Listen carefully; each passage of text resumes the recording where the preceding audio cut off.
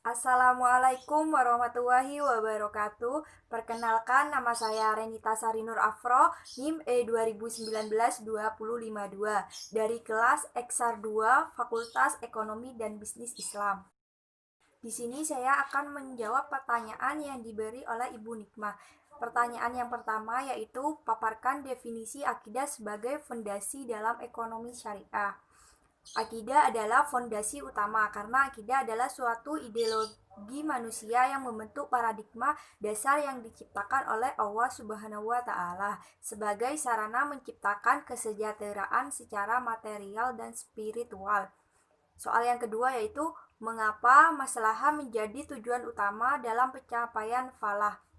Karena maslahah adalah kesejahteraan umum yang sulit untuk dilakukan karena bukan hanya masalah ekonomi tapi juga agama, intelektual, keluarga, jiwa, material. Jika semua sudah terpenuhi, maka akan tercapainya sebuah falah tersebut.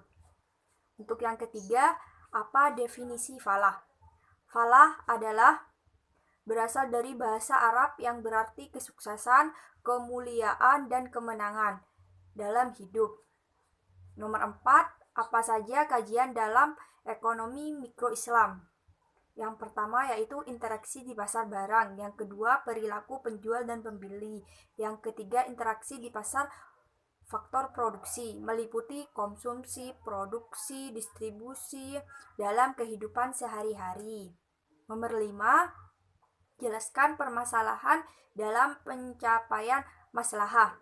Permasalahan dalam pencapaian maslahah yang pertama, konflik antar berbagai tujuan hidup. Yang kedua, ketidakmerataan distribusi sumber daya alam. Yang ketiga yaitu keterbatasan manusia. Soal yang keenam, apa definisi konsumsi? Konsumsi adalah suatu kegiatan yang bertujuan untuk mengurangi dan menghabiskan daya guna suatu barang atau jasa untuk memenuhi kebutuhan dan kepuasan secara langsung. Yang ketujuh, bagaimana perbedaan kebutuhan dan keinginan? Perbedaan kebutuhan dan keinginan, jika kebutuhan adalah segala sesuatu yang harus dipenuhi untuk melangsungkan kehidupan, sedangkan keinginan hanyalah nafsu, segala sesuatu keinginan untuk hidup lebih baik dan keinginan tidak harus dipenuhi.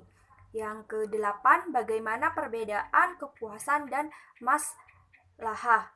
Perbedaan kepuasan dan maslahah dapat dilihat dari perbedaan keduanya, yaitu maslahah mengandung dua unsur yaitu manfaat dan berkah, sedangkan kepuasan suatu kondisi di mana keinginan dan harapan harus dipenuhi. Yang kesembilan, coba terangkan formulasi maslahah. Formulasi maslahah. Di dalam maslahah terkandung unsur manfaat dan berkah. Cara menghitungnya M sama dengan F plus B. Sedangkan M itu maslahah, F itu manfaat, dan B itu berkah. Anggap saja koordinat 1.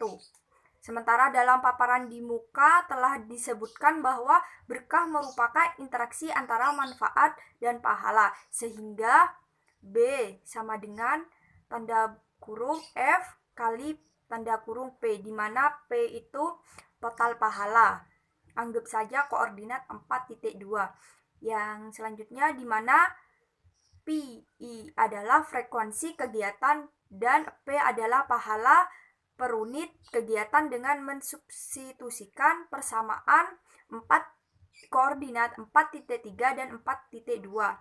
Sehingga B sama dengan PI kali P bisa disebut 4.3.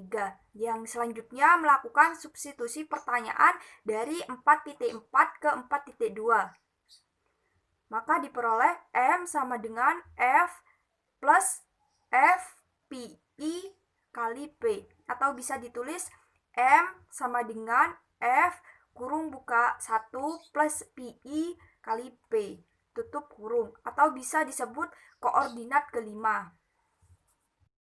Yang ke-10 yaitu paparkan cara pengukuran maslahah pada konsumsi yang duniawi dan ukhrawi. Jenis konsumsi yang duniawi adalah untuk memenuhi keinginan dan kebutuhan sehari-hari, sedangkan jenis konsumsi ukhrawi adalah pembelian barang atau jasa untuk diberikan kepada orang miskin seperti zakat dan lain-lain.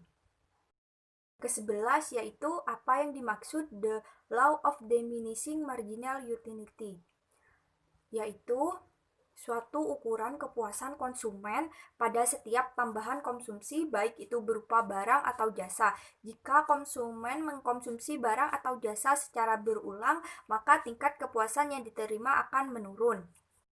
12. Jelaskan perbedaan muslim yang peduli dengan maslahah dan muslim yang tidak peduli dengan maslahah. Muslim yang peduli maslahah adalah kegiatan seorang muslim yang diniatkan untuk ibadah akan mendapatkan manfaat dan keberkahan. Muslim yang tidak peduli dengan maslahah adalah muslim yang tidak melakukan kegiatan tanpa niat ibadah.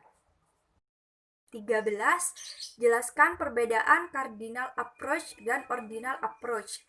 Cardinal approach adalah utilitas dapat diukur secara langsung melalui angka. Semakin banyak barang atau jasa yang halal, maka semakin tinggi keberkahannya. Sedangkan ordinal approach adalah utilitas ini tidak dapat dihitung, melainkan hanya dapat dibandingkan.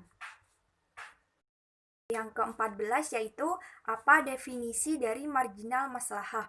Marginal maslahah adalah perubahan baik berupa manfaat atau berkah sebagai maslahah akibat berubahnya barang yang dikonsumsi.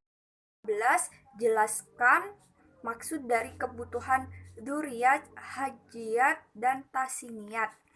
Kebutuhan dzurriyyah atau kebutuhan primer adalah kebutuhan yang paling utama dan yang paling penting. Kebutuhan ini harus dipenuhi untuk hidup yang lebih baik.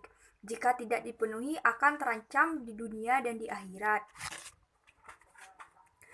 Kebutuhan hajriyat atau kebutuhan sekunder, jika kebutuhan ini tidak dipenuhi, tidak akan mengancam kehidupan manusia, namun akan kesulitan jika melakukan kegiatan. Kebutuhan tahsiniyat atau kebutuhan tersier adalah kebutuhan yang tidak mengancam 5 pokok, yaitu agama, kehidupan, akal, keturunan, harta, dan tidak akan menimbulkan kesulitan bagi manusia. Ke-16, mengapa jika tidak ada keberkahan konsumsi semakin lama semakin jenuh?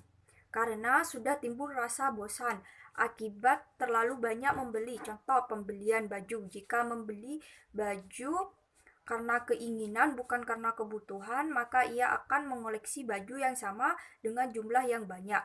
Kemudian akan timbul rasa bosan. Jadi lebih baik memanfaatkan dan mendahulukan kebutuhan daripada keinginan. 17. Jelaskan perbedaan barang komplementer dan substitusi. Barang komplementer adalah barang pelengkap, sedangkan barang substitusi adalah barang pengganti. 11. Apa definisi dari komplementer sempurna, dekat, dan jauh? Komplementer sempurna terjadi jika konsumsi dari suatu barang mengharuskan konsumen untuk mengkonsumsi barang lain seperti penyerta dari barang pertama yang dikonsumsi. Komplementer dekat bisa digambarkan jika seseorang mengkonsumsi suatu barang, maka ia mempunyai kemungkinan besar mengkonsumsi barang lain. Sedangkan komplementer jauh, tingkat komplementer jauh disebabkan karena hubungan antara kedua barang adalah rendah. 19. Apa definisi dari substitusi sempurna, dekat, dan jauh? Substitusi sempurna yaitu hubungan antara dua buah barang. Dikatakan substitusi sempurna jika pengguna dua buah barang bisa ditukar satu sama lain tanpa mengurangi kepuasan konsumen. Substitusi dekat yaitu dua buah barang bisa dikatakan substitusi dekat jika fungsi kedua barang tersebut mampu menggantikan satu sama lain. substitusi jauh, yaitu dua buah barang dikatakan substitusi jauh jika penggunaan konsumen bisa mengganti satu barang dengan barang lain hanya dalam keadaan terpaksa saja. 10. Berikan contoh masing-masing dua komplementer sempurna, dekat, jauh, dan dua substitusi sempurna, dekat, dan jauh.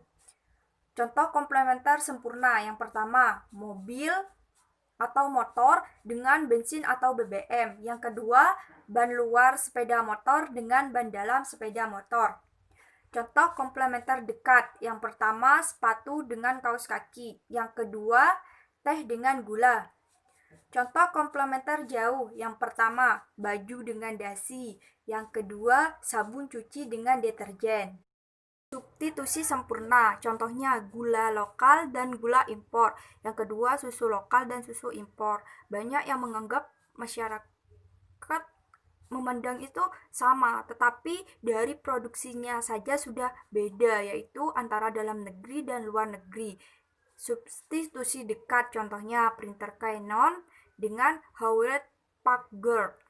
Yang kedua, contohnya sistem operasi Windows dan sistem operasi Linux. Substitusi jauh, contohnya nasi dan roti. Cukup sekian dari saya, kurang lebihnya mohon maaf. Wassalamualaikum warahmatullahi wabarakatuh.